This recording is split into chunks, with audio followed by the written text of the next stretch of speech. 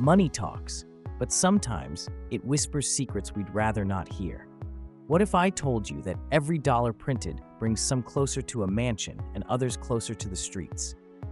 Welcome to today's episode, where we uncover how government's printing money impacts the rich, the poor, and the fragile middle class, and, more importantly, what you can do to protect yourself. Welcome to the game of life, where every tip could change your world. If you're new here, don't forget to hit that subscribe button and activate those wild notifications so you never miss out on the next life-changing insight. We're on a mission to grow, and your support means everything. Share this journey with your friends, family, and anyone looking to level up their life. Thanks for being part of the game. Let's start with a basic truth. When governments print money, it's like adding water to soup. It might seem like there's more, but the flavor, or value, diminishes. The wealthy, who own stocks, real estate, and businesses, see their assets inflate in value. Meanwhile, the middle class and poor, whose wealth often lies in stagnant wages and savings, feel the crushing weight of inflation. Here's an example. Imagine you're saving up for a car. You've got $10,000 in the bank and you're ready to make your move. But then, the government prints more money. Suddenly, prices jump. That car you wanted? It's now $12,000. Your savings haven't grown, but the costs have. The rich, meanwhile, owned the factory making the car. Their profits just increased. This is Gresham's law in action. Bad money drives out good money. In modern terms, the flood of printed cash devalues the currency in circulation, leaving the economically vulnerable clutching at straws while the wealthy reap the rewards. Have you noticed groceries costing more, rent creeping up, or your paycheck buying less? That's inflation robbing you in plain sight. Proverb to reflect: when the elephants fight, it is the grass that suffers. In this case, the financial giants grow stronger, while the average person struggles to keep up. Is it intentional? Are the middle class and poor being wiped out? This is the million-dollar question. Is this a deliberate attempt to erase the middle class and the poor? Historically, economic crises often widen the wealth gap. Policies meant to stimulate the economy, like money printing, are often designed without considering their disproportionate impact on different classes. 1. The 2008 financial crisis, a tale of two realities. When the 2008 financial crisis hit, it was as if the world stopped for a moment. Entire economies teetered on the edge of collapse. Governments rushed to bail out too-big-to-fail institutions like Lehman Brothers and AIG, pouring billions into the banking sector. But for the average homeowner, the story was starkly different. While executives of bailed-out banks kept their bonuses, millions of Americans faced foreclosures. Neighborhoods turned into ghost towns, with empty homes left to decay. The average homeowner not only lost their homes, but also any equity they had built up over years. In contrast, Wall Street recovered rapidly, driven by government interventions like quantitative easing, which injected liquidity into markets. What made this more poignant was the moral dilemma. Who deserved help more, the average family losing their only asset, or the financial institutions whose risky behavior caused the crisis in the first place? This event not only deepened economic inequality, but also sparked widespread distrust in financial systems. The government and Federal Reserve effectively chose to stabilize the financial elite to prevent broader economic collapse. However, this decision reinforced systemic inequality. Wall Street's recovery became the poster child of inequality, while Main Street's struggle became a cautionary tale. Through to the COVID-19 pandemic, a recovery for the few, a crisis for the many. Fast forward to 2020. When the pandemic shut down the global economy, governments and central banks faced an unprecedented challenge. Trillions of dollars were pumped into the system to keep it afloat. Stock markets that initially plummeted rebounded spectacularly, reaching record highs within months. For the wealthy, whose assets were tied to equities and real estate, this was a golden opportunity. Their wealth ballooned, with billionaires collectively gaining over $5 trillion in net worth between March 2020 and March 2021. But while the stock market soared, small businesses were gasping for air. Restaurants, local shops, and service industries were particularly hard hit, with many forced to close permanently. Workers in these industries, often from low-income households, lost jobs and struggled to make ends meet. Meanwhile, the average citizen dealt with rising prices, depleted savings, and an uncertain future. The stimulus checks, unemployment benefits, and small business loans helped some, but they paled in comparison to the monumental gains enjoyed by large corporations and the ultra-wealthy. The pandemic didn't just expose economic inequality, it exacerbated it. The pandemic was a study in contrasts. For the wealthy, it was an investment opportunity. For small businesses and workers, it was an existential crisis. This disparity underscored the fragility of the middle class and highlighted the systemic bias toward capital owners over wage earners. Quick break? Got something on your mind? Leave a question or comment below. YouTube's new features are making it even easier and more rewarding for viewers like you to jump into the conversation. Don't miss out on this chance to connect and share your thoughts. A simple recommendation from you to a friend helps us reach more people and lets us keep creating content you love. Thanks for being part of this journey. Pork or 3. 3. The Great Divergence. Who truly benefits from government policies? If we connect these two crises, a pattern emerges.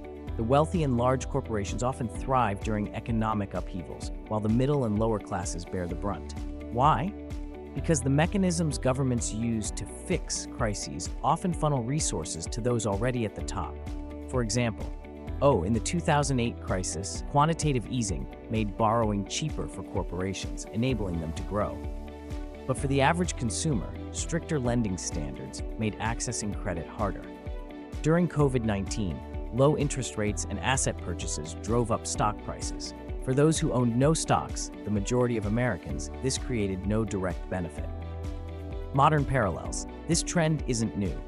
History is filled with examples where crises disproportionately impact the lower classes. During the Great Depression of the 1930s, unemployment soared, while financial elites exploited falling asset prices to consolidate wealth. Similarly, in the 1970s, stagflation eroded purchasing power for average workers, while investors hedged against inflation through commodities like gold and real estate. 4. How the wealth divide expands in crises. One key takeaway from these examples is that crises act as accelerators for wealth inequality. Those with resources, cash, investments, assets, can leverage opportunities, while those without them are left scrambling. This leads to a widening wealth gap. Let's break it down. Asset owners versus wage earners. Inflation and money printing benefit those who own appreciating assets, stocks, real estate, businesses. For those reliant on wages or savings, these policies devalue their earnings and purchasing power. Access to resources. During crises, the wealthy can access liquidity and financing to weather the storm or seize opportunities. The poor and middle class, with limited access to credit, are often forced to sell assets or go into debt. Policy decisions. Governments often focus on stabilizing financial markets to prevent systemic collapse.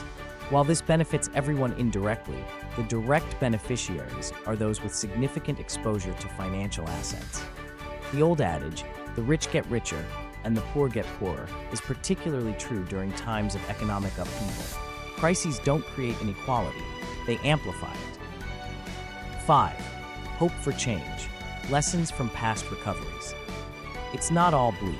Past crises have also sparked reforms aimed at reducing inequality. After the Great Depression, programs like Social Security and unemployment insurance were introduced in the U.S. to protect the vulnerable. In the aftermath of the 2008 crisis, regulatory reforms like Dodd-Frank sought to limit risky behavior in the financial sector. The COVID-19 pandemic, too, has reignited conversations about universal basic income, wealth taxes, and stronger support for small businesses. Whether these changes will materialize remains to be seen, but history shows that crises can also lead to positive systemic shifts. How can governments design policies that ensure economic recovery is inclusive rather than reinforcing existing inequalities? Economist Thomas Piketty once said, "When the rate of return on capital exceeds the rate of economic growth, inequality rises." That's exactly what happens when governments print money. The assets owned by the wealthy increase in value, while wages stagnate. Think about someone who owns property. When inflation hits, the value of their home rises and they can charge higher rents. But if you're renting, your paycheck doesn't stretch as far.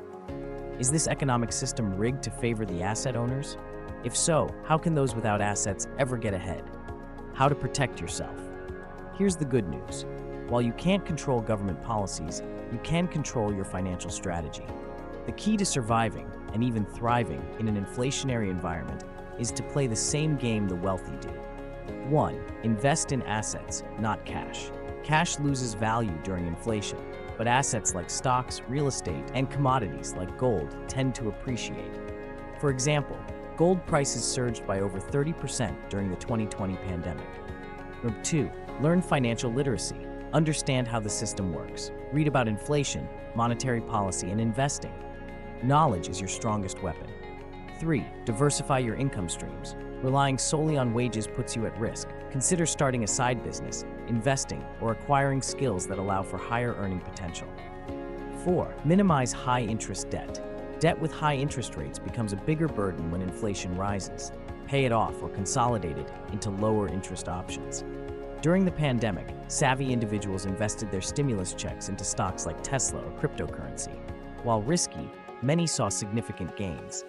Those who held on to cash, however, saw its buying power decline. The best investment you can make is in yourself, Warren Buffett. Ask yourself, how can you start making decisions today that protect you tomorrow? Let's close with a vision for the future. While it may seem like the system is stacked against you, history shows that financial tides shift. The key is positioning yourself now for when that shift happens. If you've stayed with me this long, here's my promise and reward. The strategies you adopt today will set you on the path not just to survive inflation, but to thrive in spite of it. By understanding the system, learning to invest, and embracing financial literacy, you can break free from the cycle. A wise man sees danger and takes refuge, but the simple keep going and pay the penalty. Proverbs 22 verse 3. Remember, money is a tool, and like any tool, it can build or destroy. It's up to you how you wield it. Thank you for joining me today. If you found this episode insightful, share it with someone who needs to hear this. Let's build a community of financially aware, empowered individuals who refuse to let inflation steal their future. Until next time, stay informed, stay prepared, and keep building your wealth, one step at a time.